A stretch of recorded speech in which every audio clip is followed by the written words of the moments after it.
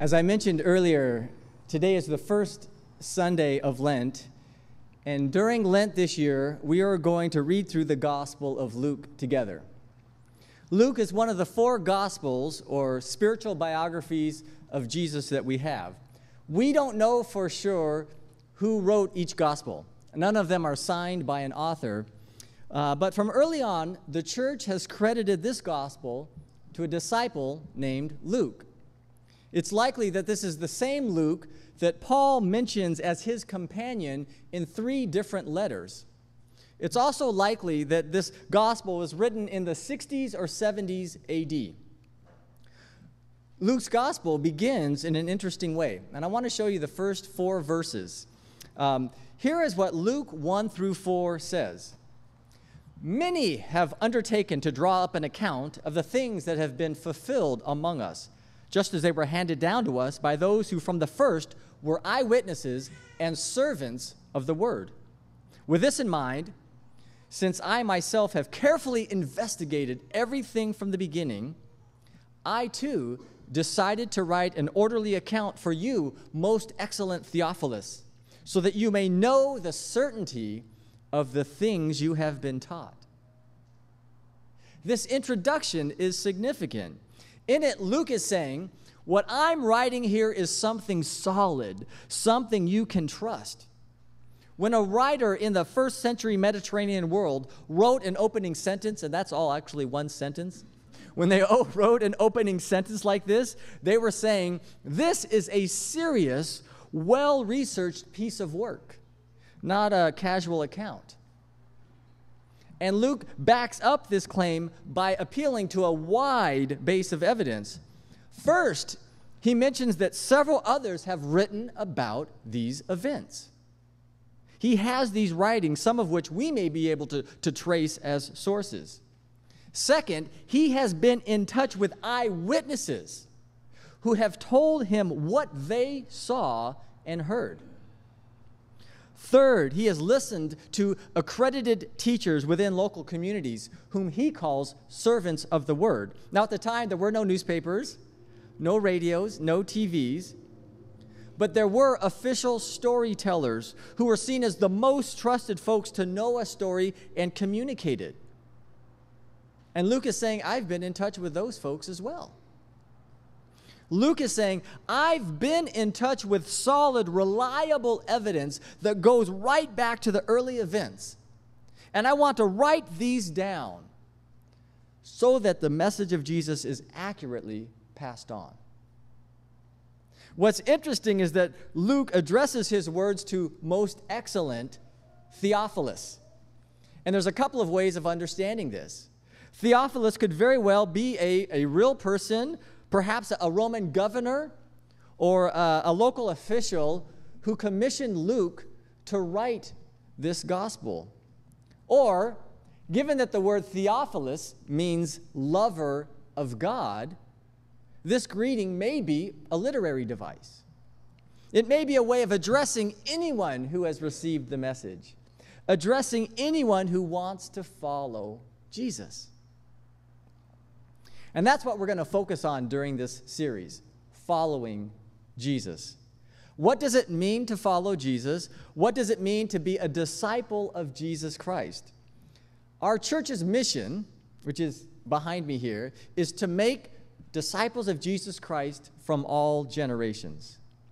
So the Gospel of Luke provides a primary source that we can turn to and ask, what is a disciple? How does one become a disciple? How does one live as a disciple? So each week in this series, we're going to look at a particular story or encounter that helps us understand more fully what it means to follow Jesus. And today we begin this journey by looking at the call of Jesus' first disciples in Luke 5. There's a lot in this story, but I want to focus on one question in particular. How do you become a disciple of Jesus Christ? Now, in asking this question, I want to first point out that each and every one of us is a disciple of somebody. Everybody follows somebody. As Dallas Willard writes, you are somebody's disciple. You learn how to live from somebody else. There are no exceptions to this rule because that's how human beings are wired. We have to learn and keep learning from others how to live. Now, in today's Western culture, many people reject this fact. We prefer to think that we are our own person. We make up our own minds. But the only reason we think that way is because someone taught us to do so. Right? Most likely, each of us is a disciple of several somebodies. Parents or other family members, teachers, friends, influential leaders. So the question is never, will I be a disciple? It is always, whose disciple will I be? But that begs the question, what is a disciple? Here's a simple definition. A disciple or apprentice is simply someone who has decided to be with another person in order to become capable of doing what that person does or to become what that person is. See, this is important. If we run with this definition, we recognize that being a disciple or apprentice of Jesus is a practical, specific kind of thing. As Willard points out, if people are asked whether they are apprentices of a leading politician, musician, lawyer, or screenwriter, they wouldn't need to think about it for any time. They would know. In the same way, if a student is studying Spanish from someone or learning plumbing, they would know. But asked if they are good apprentices of a particular person or line of work, they might hesitate. Right? They might say no or yes. Asked if they could become better students, they would probably say yes. That's part of being a disciple or apprentice. It means not being perfect. One can be a very raw and incompetent beginner and still be a disciple. So why am I bringing this up? Because in the religious culture of our day, many see being a disciple of Jesus as something mysterious or hard to define. Am I a disciple? I don't know. How could you truly know? That's a question beyond our grasp. Is it? I'm not talking about being a perfect disciple or even being a good disciple. I'm simply talking about being a disciple of Jesus, even a raw beginner. Wouldn't you know if you've decided to be a disciple? So how does one become a disciple? I want to share 2 steps that I see in this story from Luke 5, and let me warn you, these are pretty basic steps. Here's the first step. Jesus invites us to follow him. Jesus speaks to us. We receive a call. We hear God's voice. Simon, James, and John are simply doing what they do every day. They are fishing. And then Jesus shows up, and Jesus starts talking to them. Jesus says, "Go out into the deep water and let down your nets for a catch." And then later on, Jesus says, "Don't be afraid. From now on, you will fish for people." Jesus calls them to be his disciples. Have you heard Jesus' voice? Have you heard Jesus calling you, inviting you to become his disciple? Now, as I see it, there's a lot of mystery and awe in how God speaks to us. There's no formula for this. There's certainly no one-size-fits-all for this. And one of the great joys of being a pastor is discovering the surprising ways that God speaks to people. I am always surprised by the cool, different ways that God speaks to people. Last weekend, I was in San Diego for my former church's 100th anniversary. And I was asked, there was a reception afterwards, and I was asked to share 3 to 5 minutes on my memories of this church. The church is called Trinity. And I thought of 3 different things I wanted to share, and one was about a woman named Becky. And Becky was at the event. And Becky is in her 60s. She grew up as a Christian Scientist when she was a child. And then growing up, kind of older years, visited some churches, but was never involved in one. And Becky has a friend named Susie who's part of the church Trinity. And I was starting a new sermon series. And so Susie invited Becky, said, hey, we're starting this new series. You want to come check it out? She said, sure. So I met Becky 3 weeks into this series. And Becky came up to me and said, I've come to church 3 weeks in a row. This is the first time in my life I've ever done that. And I thought, that's cool. Becky showed up. And God began to speak to her through the sermons, through the music, through the prayers. Like her antennas were up, and God was just speaking to her in really cool ways. One day after she left worship, she sent me an email, and in it she wrote, I'm filled with so much gratitude, and tears today in church were of joy. I'm overwhelmed at this moment and hardly able to even process the supreme and sublime feelings.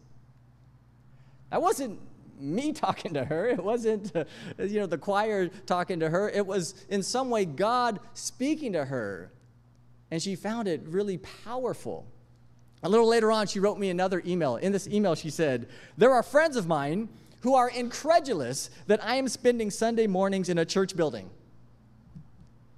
And I don't know what my motivation is, but I'm not questioning it. And while I tell them and myself that I come to church because I leave feeling more whole and vibrant and alive and calm and good about starting the week, I can feel myself on the verge of crossing the threshold of disbelief and wonder at myself into the world of acceptance and trust in God as my supreme power. God was speaking to Becky, inviting her into something new. That's the first step, hearing Jesus' invitation. Here's the second step, accepting the invitation, deciding to step out and follow Jesus. When Jesus says, go out into the deep water, Simon goes. When Jesus says, don't be afraid, from now on you will fish for people, Simon and the others leave everything and follow Jesus. They do what Jesus is calling them to do.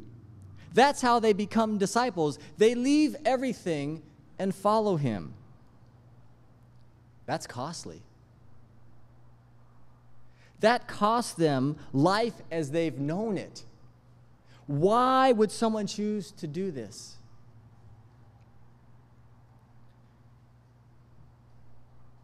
Because they're convinced that life with Jesus is better.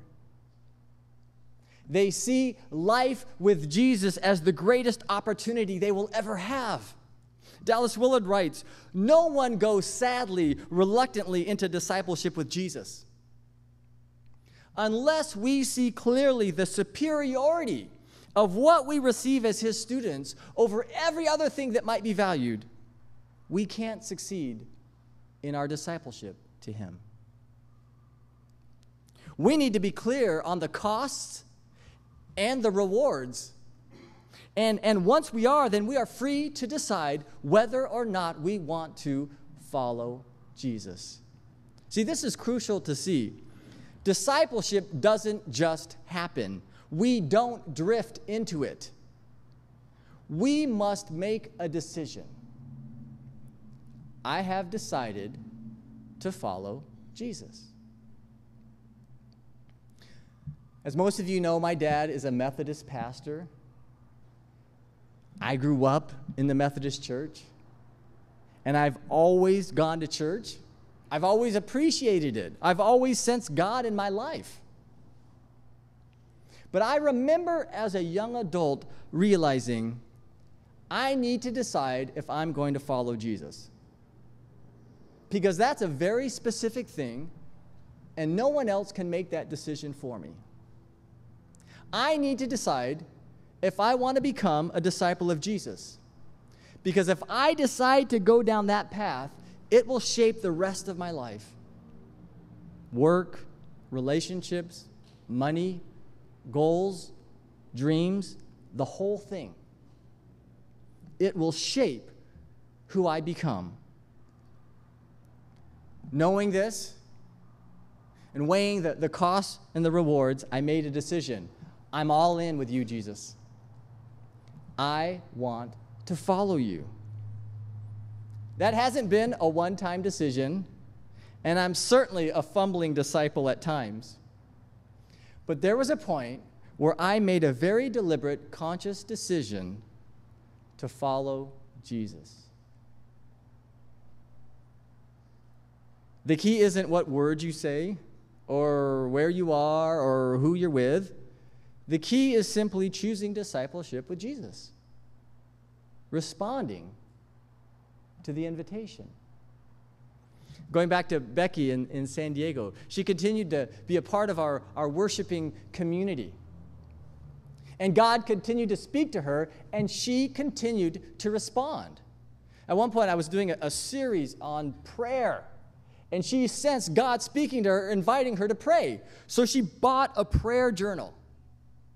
And for the first time in her life, she started praying to God. She'd prayed before, but never to God. That was really new for her, to actually give thanksgiving to God, to make requests to God.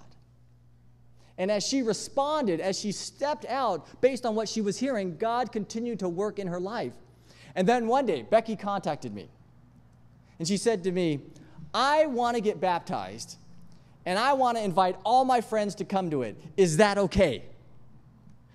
Now, trust me, folks, that is exactly what a pastor wants to hear. That is really okay.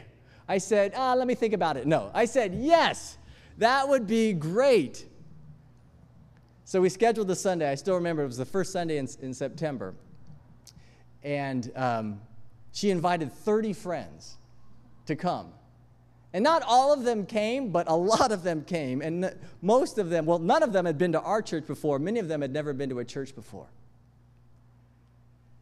And she actually came dancing down when she came up for baptism. She was doing this little dance.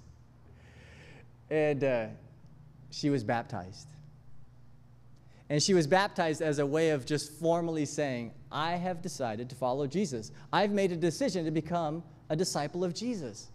And then she continued and began and continued to live out that discipleship. She was part of the first team we sent on a mission trip to Guatemala, where we partnered with a Methodist group there that was doing this amazing work, putting in these wood-burning stoves in homes in this Mayan area of Guatemala, where they were, in place of those in the past, they've been doing, open fire. And so these wood-burning stoves. And she went on that mission team, that trip, and then she went back again. And then again, by the third trip, she was leading. She was a leader on these teams. And she's still in touch with folks from Guatemala, still aware of what God is doing there. Becky is a school teacher. That's her job. That's her work. And now she's teaching students in an area called Borrego Springs, which is east of San Diego, significantly east. Virtually all of her students are immigrant students. Spanish is their first language. And she's pouring out her life into these students. And I just talked to her last week, and she told me, Tim, one of the things I realized is as a teacher, I have influence on these students. And I can be Christ to them. I can be Christ's presence to them. And so the work she does has this whole new meaning and direction in that she's doing her work as a disciple of Jesus. Becky heard Jesus' invitation, and she said yes to it with her life. Last week I came across Elizabeth's story. Elizabeth has been a member of a Presbyterian church for many years.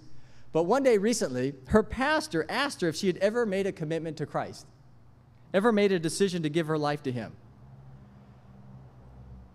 At first, she thought that was kind of an odd question. But the next day, she actually wrote an email to her pastor, and in the email she said this: I've been going to church for so long.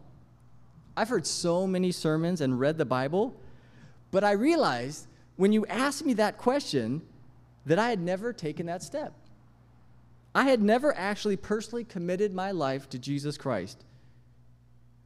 I had never done that. So I went home, I talked to my friend Doris, and I read the Bible. This morning I felt the need to fully welcome Jesus into my life, and I prayed to accept him. Your question awakened me, made me realize that need. Now, finally, I have fully embraced Jesus in my life, and I want to thank you. In the Methodist Church, we often mention making disciples of Jesus Christ. It's in our mission statement. But we don't talk a lot about becoming disciples of Jesus Christ.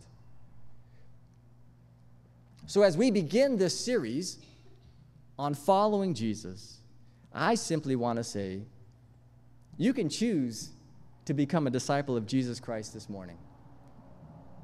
And I think that's so cool. If you made that decision 40 years ago, you can choose to reaffirm it with your whole heart this morning. E. Stanley Jones was a Methodist missionary. He was in India for more than 50 years. And in his autobiography, he wrote, "There are scars on my faith, but underneath those scars, there are no doubts.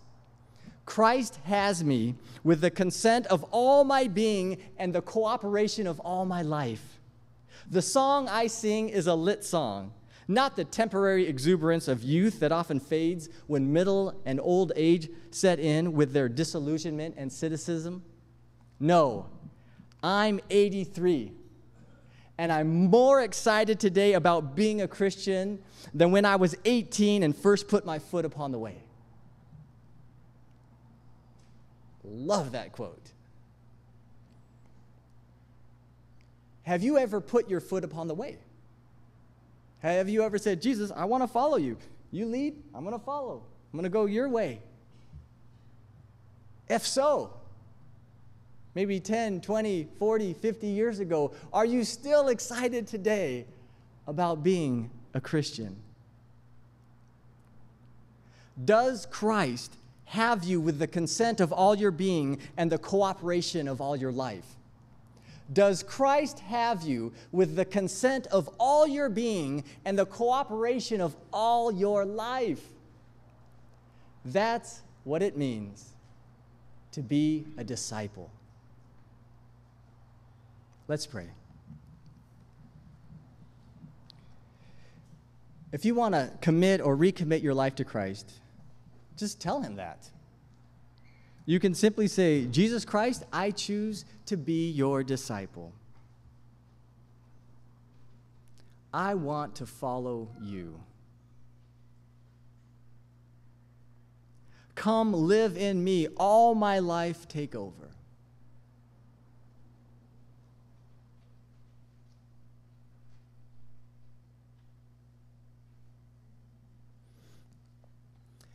As we continue in prayer, we're going to sing a song called "The Heart of Worship."